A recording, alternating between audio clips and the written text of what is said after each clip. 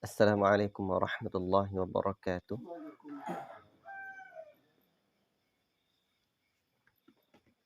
Innal hamdalillah nahmaduhu wa nasta'inuhu wa nastaghfiruh wa na'udzu billahi min shururi anfusina wa min sayyiati a'malina. May yahdihillahu fala mudilla lahu wa may yudlil fala hadiyalah. Asyhadu an la ilaha illallah wahdahu la syarika lah wa asyhadu anna Muhammadan 'abduhu wa rasuluh. يا أيها الذين آمنوا اتقوا الله حق تقاته ولا تموتن إلا وأنتم مسلمون. يا أيها الناس اتقوا ربكم الذي خلقكم من نفس واحدة وخلق منها زوجها وبث منهما رجالا كثيرا ونساء واتقوا الله الذي تساءلون به والأرحام إن الله كان عليكم رقيبا.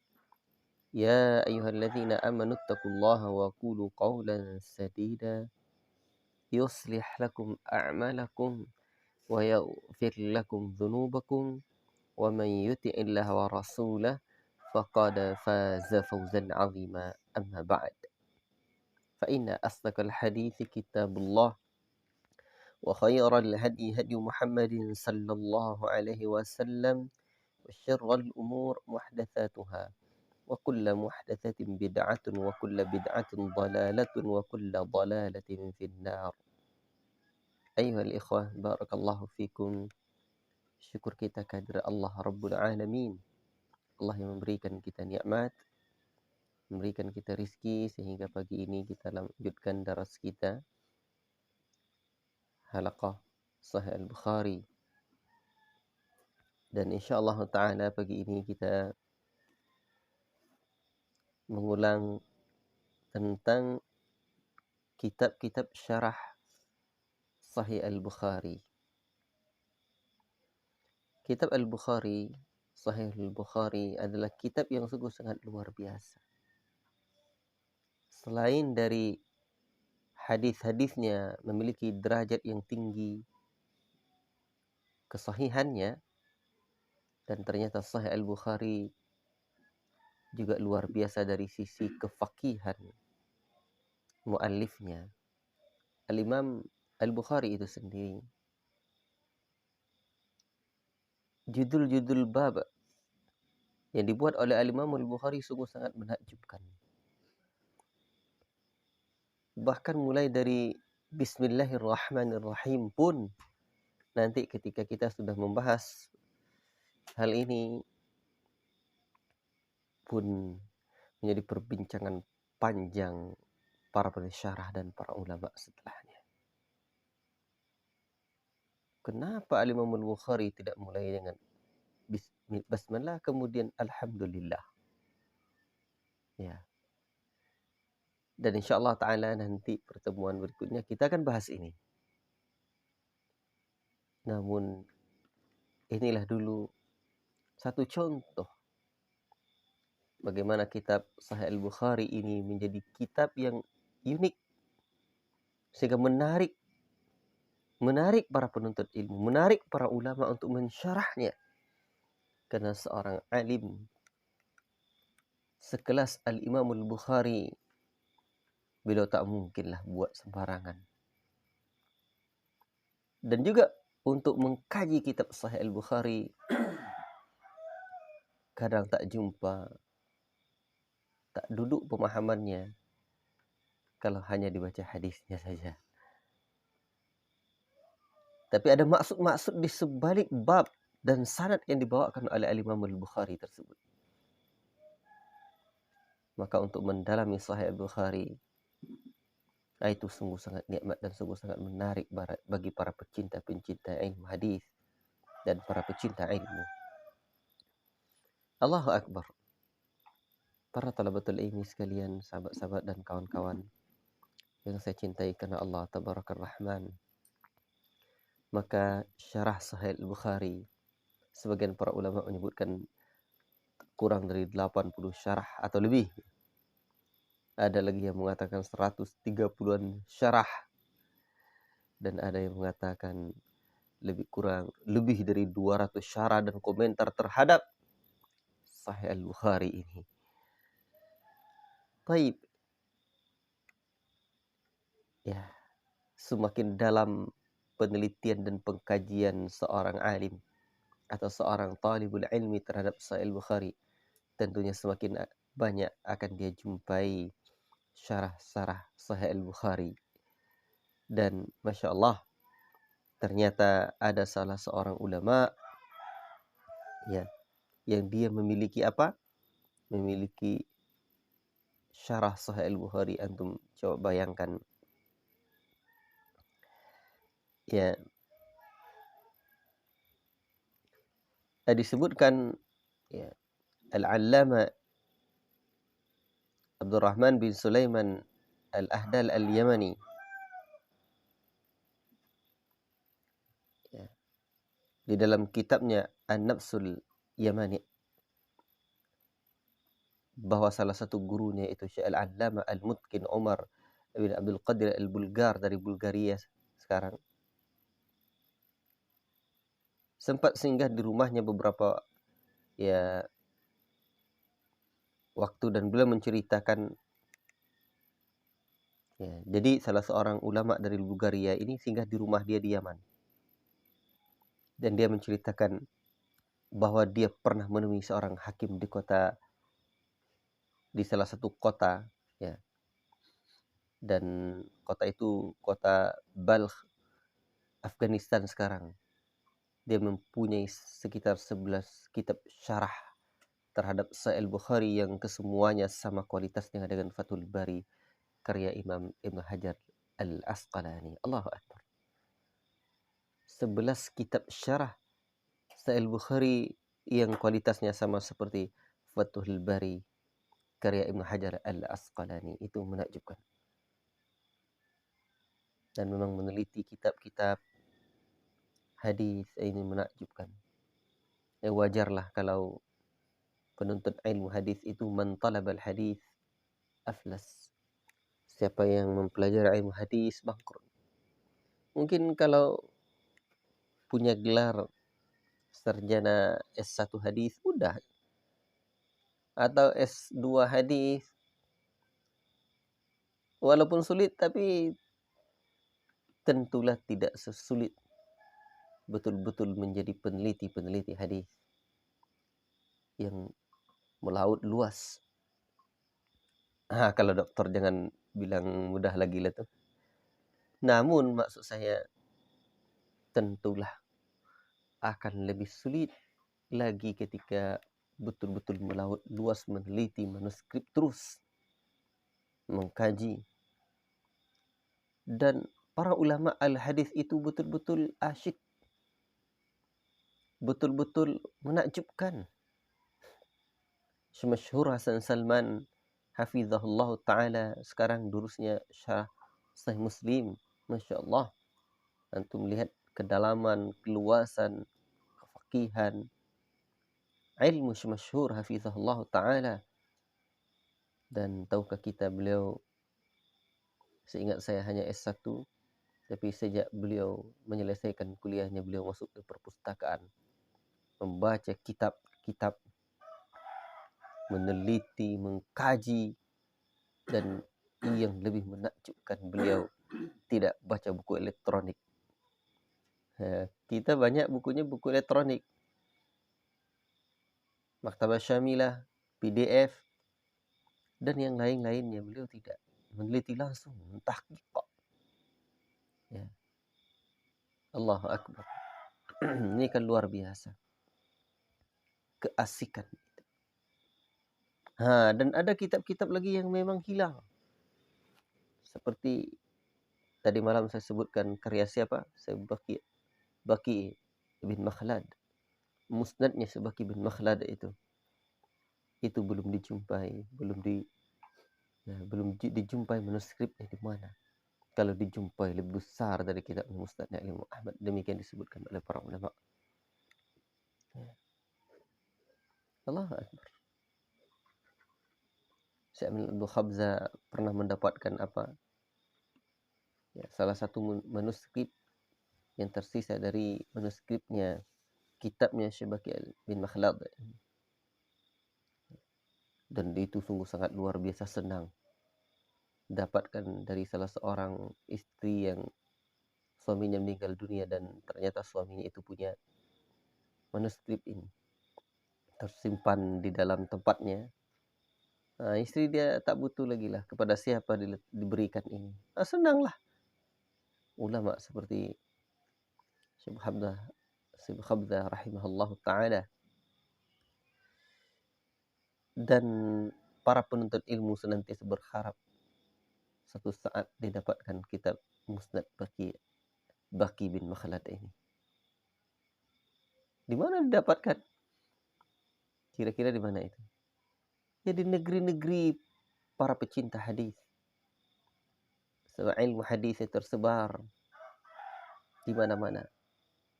Dulu ada negeri-negeri yang luar biasa menjadi kiblatnya keilmuan hadis. Ada negeri Khurasan, juga ada negeri ya Irak, Baghdad, Mesir, termasuk juga benua Hindustan, India.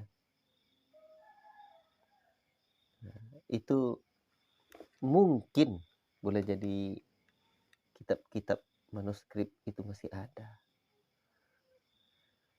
Kalau ditemukan sungguh sangat luar biasa lah itu. Barakallahu fikum. Jadi karya Sahih Al-Bukhari ini atau syarah Sahih Al-Bukhari ini,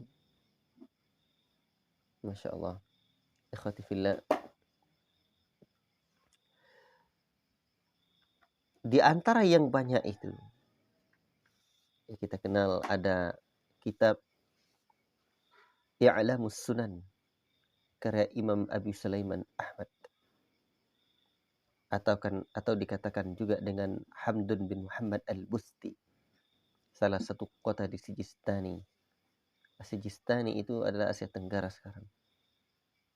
Dan beliau dikenal dengan nama Al-Imam Al-Khattabi atau Al-Khitabi. Wafat tahun 308 Hijriyah.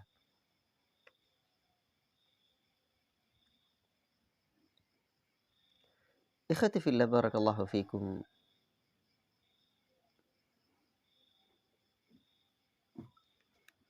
Dan kitab ini penulisnya terkenal dengan dengan kitabnya yang lain yang berjudul Ma'alimus Sunan. Ma'alimus Sunan. Kita hanya baru punya PDF-nya. Ya, kita baru hanya punya PDF-nya. Dan kitab Ma'alimus Sunan ini adalah kitab yang membuat namanya menjadi masyhur, melambung. Nah, bagi para penuntut ilmu yang seperti ini harus akrab di kepala kita. Taib. Berarti ini di antara kitab yang terdahulu juga di dalam mensyarah Sahih Al-Bukhari. Karena penulisnya wafat 308 Hijriyah. Allahu Akbar. Ikhwati fillah, barakallahu fikum.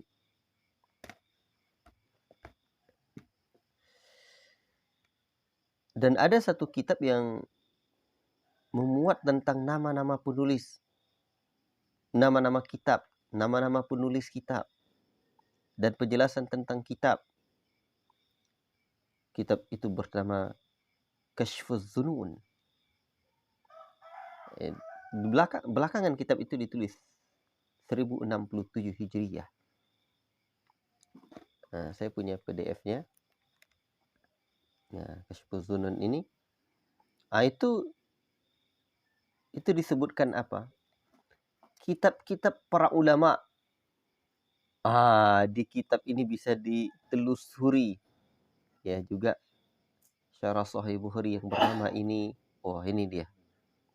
Ada sedikit.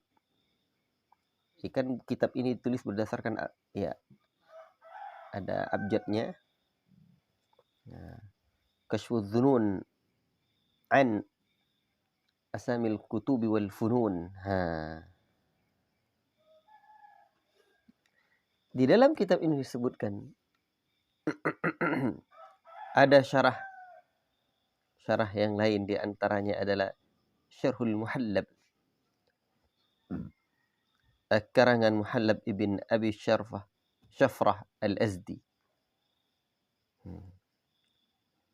Kemudian di antara syarah Sahih Al-Bukhari lagi Al-Ajwibah ala Masail Mustaqribah min Al-Bukhari oleh Ibnu Abdul Bar Al-Maliki 463 Hijriah.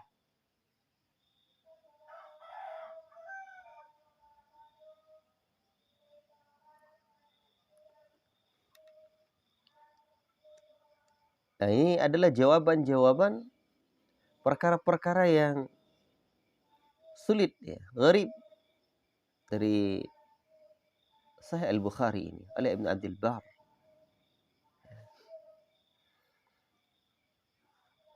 Termasuk juga syarah pada abad ke-5 Hijriah tersebut, syarahnya Ibnu Battal oleh Imam Abil Hasan ibn Hasan Ali ibn Khalaf ibn Abdul Malik Al-Maliki. Tapi kitab ini lebih menjelaskan syarah yang mewakili pendapat-pendapat Maliki. Ada lagi syarah Ibnu At-Tin berjudul Al-Munjid Al-Fashi fi Syarh Al-Bukhari karya Imam Abdul Wahid ibn At-Tin As-Safati dan Ibnu Hajar Al-Asqalani menyebutkan bahwa kitab ini salah satu sumber referensi beliau dalam penulisan kitab Fathul Bari. Dan Ibnu At-Tin ini wafat 611 Hijriah. Berarti para ulama terdahulu itu ngarang tidak hanya dengan hafalan mereka, tapi juga punya maraji', punya referensi. Antum coba bayangkan itu. Kitab para ulama dulu tidak semudah kitab ini mencarinya. Kitab sekarang mencarinya tidak terkumpul di satu perpustakaan. Iya, dan itulah pekerjaan para ulama, meneliti, mengkajinya, mencarinya. Ini menakjubkan. Allahu Akbar. Kemudian dan syarah yang berikutnya adalah karya yang sungguh besar, mencapai 10 jilid. Ya. Syarah Ibnu Munir oleh Muhaddis Umar Nasruddin Ali bin Muhammad ibn Munir Al-Iskandari 690 Hijriah.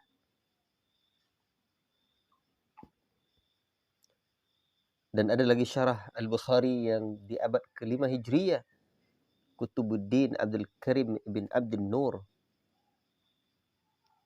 Al-Halabi Al-Hanafi. Dan ada yang terkenal juga syarah Al-Kawakibud Durari atau Durari Al-Allama Syamsuddin ibn Muhammad ibn Yusuf Ali Al-Kirmani 786 Hijriah, karya Al-Imam Al-Kirmani. Ini terkenal, bisa antum download di internet. Ada kitab ini di PDF-nya.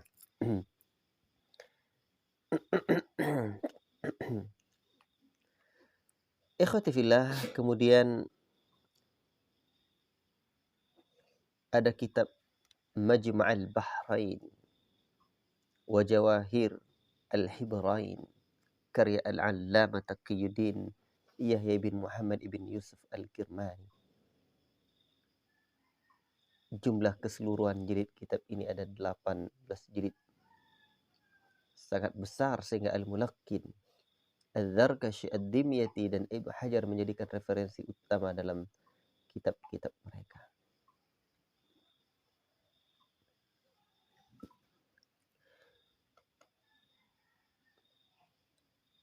Kemudian ada kitab Fathul Bari. Nah, Fathul Bari ini tuh kita ada punya di pustaka ini di atas ya. Fathul Bari karya Al-Imam Abul Fadl Ahmad ibn Ali ibn Hajar Al-Asqalani 773 Hijriyah. Nah, ini kitab yang sungguh sangat luar biasa. Ada yang dicetak 26 jilid. Inilah kitab yang disebutkan la hijrata ba'dal fath. Tak ada lagi butuh hijrah, artinya mencari yang lain setelah kitab Fathul Bari ini. Dan sarah Fathul Bari Ibnu Hajar terhadap Sahih Bukhari ini sarah terbaik. Ibnu Hajar mensyarahnya kokoh, tetap. Ada yang mensyarah Sahih Bukhari ini di awal-awalnya panjang uraian ini sanadnya, ini rawi-rawinya, penjelasannya, tapi makin ke ujung atau di ujungnya mengecil, enggak konsisten.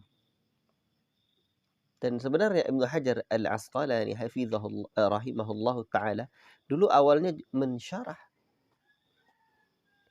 Sahih Bukhari atau dalam Fathul Bari ini itu panjang, tapi beliau takut keburu meninggal dunia dan tidak menyelesaikannya, maka beliau pun membuat pertengahan tapi padat luar biasa.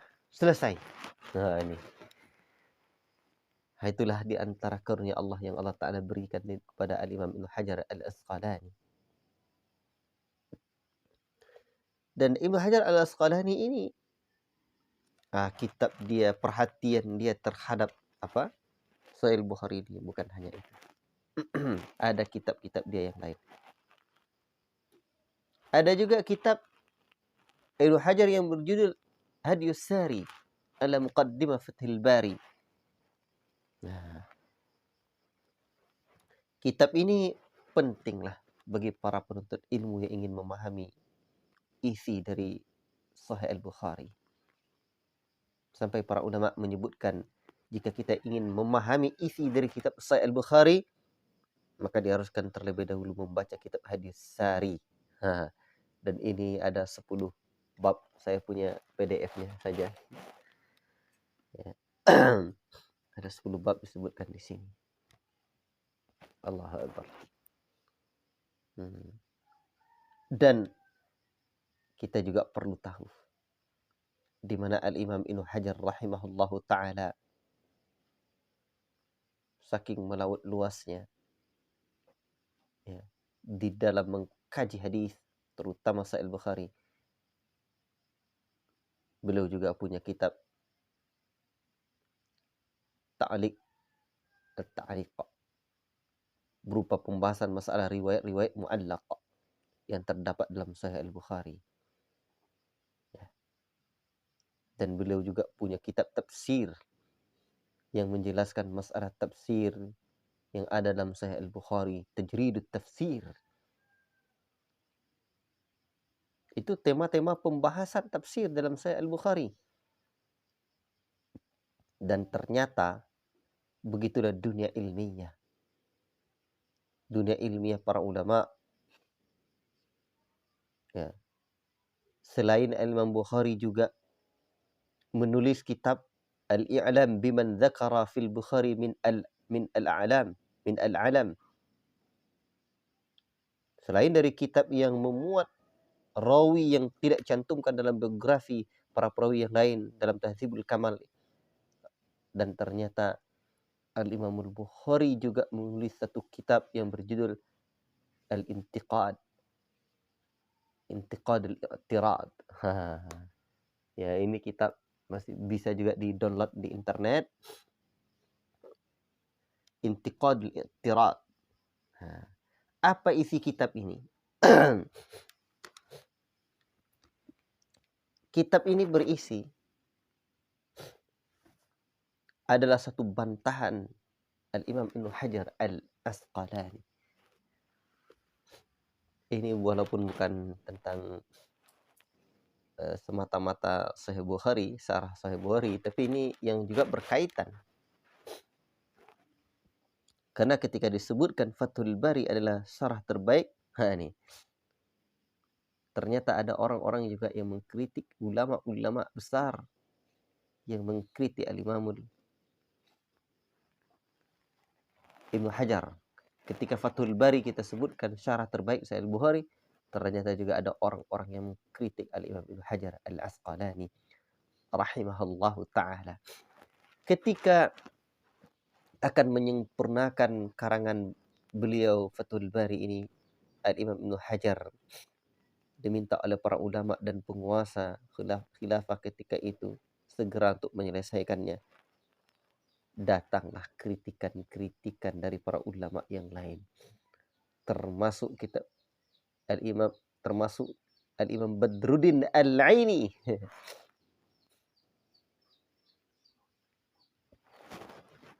Imam Badruddin Al-Aini ini kemarin sudah saya sebutkan apa judul kitab dia? Apa judul dia? Umdatul Qari. Beliau juga punya syarah Sahih Al-Bukhari. Beliau ini sezaman dengan Ibnu Hajar Al-Asqalani. Bahkan mereka ini bersahabat. Demikian menyebutkan sebagian para ulama, menyebutkan, demikian para ulama menyebutkan Al-Aini datang ke majelis imla'nya Imam Ibnu Hajar di Halab. Ya. Demikian juga Ibnu Hajar Al-Asqalani membacakan hadis kepada Badruddin Al-Aini ketika beliau berkunjung ke Ain Natab. Ya. Beliau membacakan hadis, ya, walaupun tidak banyak, tapi dikenallah atau disebutlah oleh para ulama bahwa Imam Badruddin Al-Aini dan Ibnu Hajar Al-Asqalani ini adalah ulama yang juga bersahabat, atau dua orang yang juga bersahabat. Bahkan disebutkan sahabat dekat juga. Karena Al-Aini juga pernah mengundang Ibnu Hajar ke Ain Natab, tempat dia. Baik, ikhwati fillah barakallahu fikum. Tapi ternyata dunia apa? Dunia ilmiah itu luar biasa. Keduanya juga saling mengkritisi.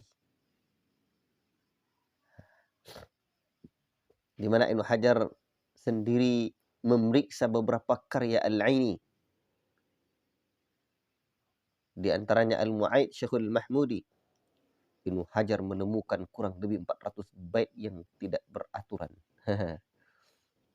Itu kritikan siapa? Ibnu Hajar. Dan Ibnu Hajar juga mengkritik Tarikh Kabir Aini, Aqdul Juman fi Tarikh Ahlul Zaman. Bahkan Ibnu Hajar telah menyebutkan dalam Muqaddimah Imba'ul Ghumar, aku telah memeriksa tarikh milik Qadi Badruddin Al-Aini yang menyebutkan bahawa rujukan dalam penulisan tarikhnya adalah Ibnu Katsir. Akan tetapi setelah Ibnu Katsir berhenti menulis tarikh dikarenakan wafat, maka rujukannya berganti kepada tarikh Ibnu Duqmaq. Hingga Aini menukil satu lembar penuh secara berurutan. Malah kemungkinan ia bertaklid kepada kesalahan yang ada di dalamnya. Dan aku pun terheran-heran bahwa Ibnu Duqmaq menyebutkan beberapa peristiwa yang ia saksikan, tetapi Aini menulisnya apa adanya. Padahal peristiwa itu terjadi di Mesir dan dia jauh di Ain Natab. Jadi artinya dikritiknya. Dan ada lagi yang lebih pedas tambahannya. Akan tetapi aku tidak menyebutkan diri untuk memeriksa keseluruhan atau seluruh kesalahannya. Malah aku mengutip darinya apa yang tidak aku dapati. Kejadian-kejadian yang kukira ini menyaksikan sedang aku tidak mengetahuinya. Jadi itu kritikan Ibnu Hajar terhadap Al-Aini. Al-Aini dalam Umdatul Qari juga mengkoreksi Fathul Bari karya Al-Imam Ibnu Hajar Al-Asqalani, yang menukilkan dari buku itu 1 atau 2 lembar, menghitung kesalahan-kesalahannya. Tetapi Al-Imam Ibnu Hajar Al-Asqalani dia pula bantah dengan insaf. Ya. Kitab di antara kitab yang berjudul Al-Istinsaf ala Ata'in Al-Aini. Ya. Disebutkan di dalam kitab ini kritikan Aini, di mana dalam buku tersebut disebutkan bahwa Aini mengkritik khutbah Ibnu Hajar atas Fathul Bari. Ya. Dan di antara kitab itu yang menjadi bantahan Ibnu Hajar terhadap Badruddin Al-Aini adalah Intiqadul I'tira. Tetapi kitab ini, ikhwati fillah, barakallahu fikum,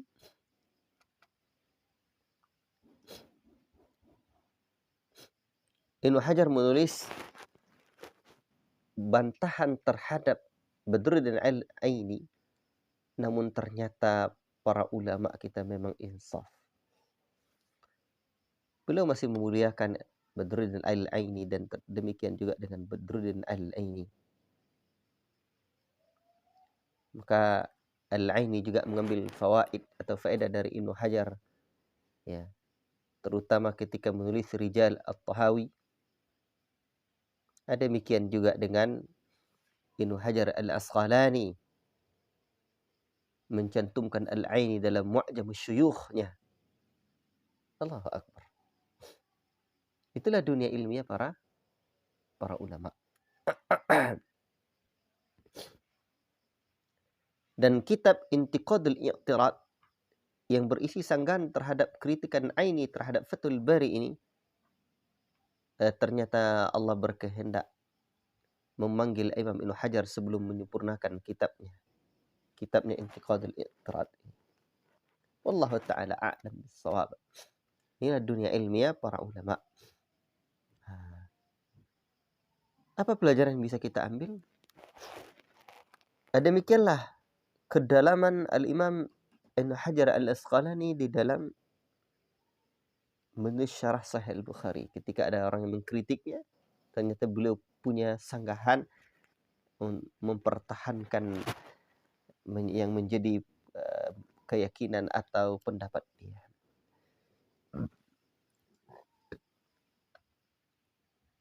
Kemudian di antara kitab syarah Sahih Al-Bukhari sudah saya sebutkan tadi adalah karya Al-Imam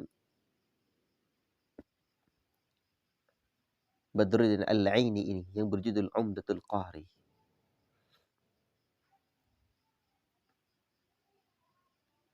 Beliau ini juga berkunjung ke Mesir dan seingat saya beliau wafat juga di Mesir. Ya.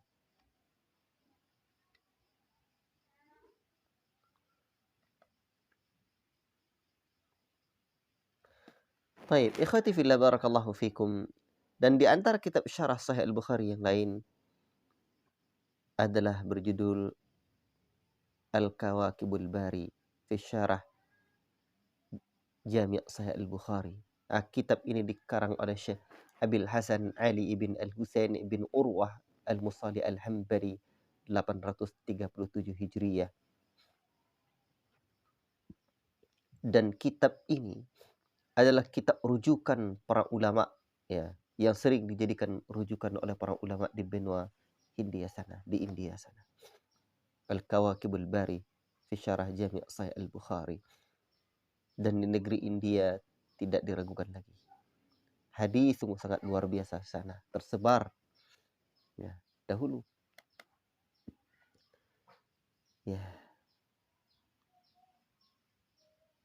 Bahkan sampai di zaman para ulama kita, para ulama juga pergi rihlah, masih rihlah dalam talab al-hadis atau mencari sanad hadis ke negeri India ini. Saya mendengarkan Syekh Shalih As-Suhaimi itu pernah pergi rihlah dengan Syekh Rabi' bin Hadi Al-Madkhali hafizahullah taala ke India. Ya. Saya lupa apa saya mendengarkan di rekamannya atau saya mendengar langsung ketika umrah di Masjid Nabawi. Tapi saya memastikan demikianlah ceritanya Syekh Shalih As-Suhaimi hafizahullah taala. Baik. Kemudian kitab syarah Sahih Al-Bukhari lagi adalah At-Tanqih li Alfaz Jami' As-Sahih. Karangan ringkas ini disusun oleh Syekh Badruddin Muhammad bin Baharuddin Abdullah Az-Zarkashi Asy-Syafi'i, wafat 709 Hijriah, dan ini manuskripnya disimpan di perpustakaan Hagia Sophia Istanbul sana.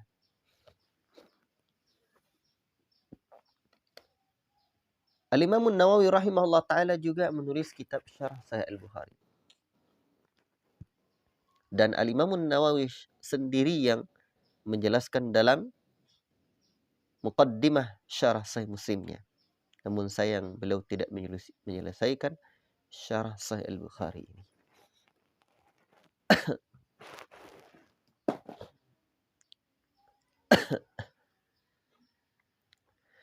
Ada lagi kitab yang ditulis oleh Al-Imam Ahmad ibn Muhammad, oleh Syihabuddin Ahmad ibn Muhammad Al-Khatib Al-Qastalani Al-Misri,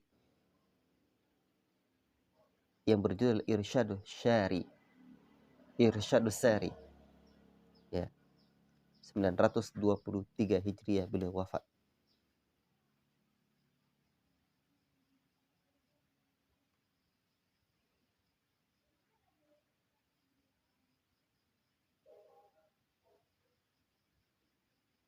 Dan para ulama menulis tentang Sahih Al-Bukhari ini juga banyak dari sisi riwayat-riwayatnya atau masalah-masalah gharib-gharib yang ada di dalam Sahih Al-Bukhari ini. Ulama-ulama di abad 13 Hijriah seperti Syekh Hasan Al-Adawi, Al-Hamzawi Al-Maliki yang wafat tahun 1303 Hijriah juga menulis Hillu Sahih Al-Bukhari.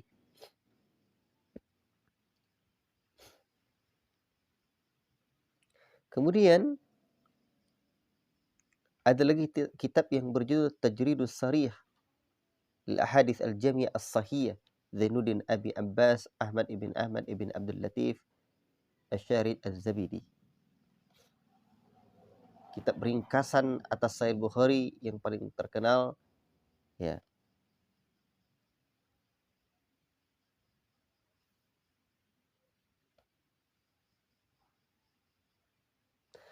Kitab ringkasan atas Sahih Bukhari yang lain yang paling terkenal dan sering dijadikan pegangan oleh banyak murid-murid madrasah perguruan Islam di seluruh dunia. At-Tajridus Sarih li Ahadits Al-Jami' As-Sahih. Ada lagi kitab yang berjudul Asma' Rijal Sahih Al-Bukhari. Ini menyebutkan rijal-rijal hadis. Ditulis oleh Imam Abu Nasr Ahmad ibn Muhammad ibn Husain Al-Kalabidi 398 Hijriah. Makanya ada baiknya setiap pondok, ya, apalagi yang sudah besar-besar, untuk membuat perpustakaan khusus syarah, syuruhat, kitab-kitab hadis, kemudian ya kitab yang terkaitan dengan maktabah hadis ini, perpustakaan hadis ini. Baik.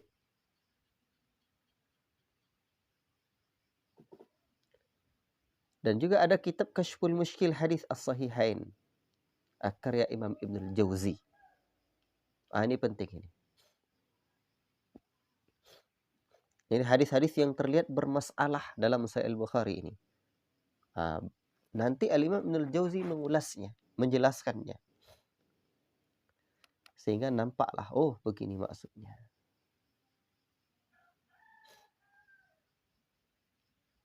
Ikhwati fillah barakallahu fikum.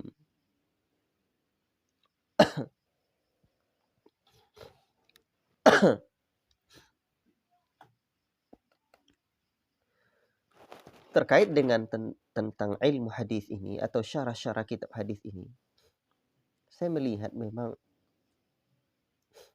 sumbangsi ulama dari India ini luar biasa.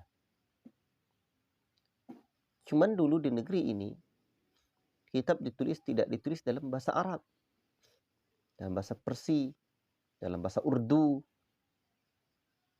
Dan kitab yang paling banyak ditulis setelah kitab Islam yang banyak ditulis oleh para ulama setelah bahasa Arab adalah bahasa Urdu. Itu artinya apa? Menurut saya, wallahu ta'ala alam, ketika para penuntut ilmu sudah belajar bahasa Arab, menguasai bahasa Arab, ada baiknya belajar bahasa Urdu, bahkan bahasa Persia juga. Ya. Dan itu faedahnya bakal banyak. Seperti yang pernah saya sebutkan itu, saya pernah jumpa salah seorang ulama ketika berkunjung Maktab Jaliyat Mekah Selatan itu menulis kitab tafsir. Ya, salah seorang ulama dari Pakistan sana, Abu Bakar namanya. Dan saya itu ada waktu itu murid yang menceritakan kepada saya, beliau menulis 45 jilid, saya ingat saya, kitab tafsir, tapi saya yang ditulis dalam bahasa Urdu. Nah, memang ada kitab seperti Lami' Darari, itu awalnya berawal bukan bahasa Arab, tapi bahasa Urdu atau bahasa Persia, salah satunya. Tapi di kemudian hari diterjemahkan oleh murid dia, karena melihat bagaimana kelebihan kitab syekhnya, gurunya, diterjemahkan ke dalam bahasa Arab. Barulah orang mengerti, oh ternyata ini kelebihannya. Dan penemuan-penemuan ulama di benua Hindustan ini atau India ini juga sungguh sangat banyak hal-hal yang menarik, yang menakjubkan. Kalaulah bisa bahasa Urdu, bahasa Persia, ini sungguh sangat banyak. Walaupun mungkin sebagian para ulama mengatakan seperti Al-Azami menyebutkan syarah terbaiknya Sahih Bukhari itu adalah syarah Ibnu Hajar Al-Asqalani. Ya. Ada yang dicetak dengan 13 jilid ya. Kemudian Al-Azami ini Umdatul Qari, Badruddin Al-Aini. Kemudian kitab Irsyadus Sari, karya Al-Qastalani. Tapi sebenarnya ada kitab syarah yang bagus, namun sayang penulisnya keburu meninggal dunia. Namanya juga Fathul Bari, li Ibnu Rajab. Ya. Ini saya ada punya PDF-nya. Yang saya dapatkan PDF-nya ini, itu ada 6 jilid. Nah, 6 jilid ini ditahqiq zaman sekarang ini oleh Syekh yang sungguh tidak diragukan lagi untuk zaman atau sekarang ini, seorang muhakkik yang luar biasa, Tariq bin Ubaidullah. Saya baca di dalam muqaddimah beliau, ya, itu syarah Ibnu Rajab yang berjudul juga Fathul Bari ini, itu sampai Kitabul Janaiz, tetapi beliau tidak mensyarahnya sampai ke Kitabul Janaiz. Beliau hanya menyebutkan rubbama. Boleh jadi beliau juga mensyarah sampai Kitabul Janaiz. Saya juga mendapatkan keterangan yang lain bahwa Ibnu Rajab Al-Hambali menulis syarah Sahih Bukhari itu sampai Kitabul Janaiz. Kemudian beliau keburu meninggal dunia. Sekiranya, Syekh Tariq Ibadullah juga menyebutkan, sekiranya kitab Fathul Bari yang di syarah Sahih Bukhari yang ditulis oleh Ibnu Rajab Al-Hambali ini sampai selesai, oh sungguh sangat ini kitab yang terbaik. Cuma demikianlah rizki yang Allah berikan kepada masing-masing para ulama kita berbeda. Ikhwati fillah, barakallahu fikum. Maka kalau serius kita membuat di markis ini, membuat madrasah hadis, ini perlu kita terus mencari ini. Menurut saya, pertama dari sisi bahasa ini, ada baiknya kita menguasai bahasa Urdu, bahasa Persi ini. Nah, kemudian kitab-kitab ini, di perpustakaan kita mulai. Sekarang alhamdulillah kitab tafsir kita dah cukup ya. Artinya bukan cukup ya, tapi lumayan banyak lah untuk di kondisi pustaka kita. Tapi kitab syarah hadis, syuruhat hadis, ini yang perlu kita kembangkan lagi. Walaupun kitab tafsir itu belum ada apa-apanya, banyak lagi yang mau kita beli, sangat banyak lagi.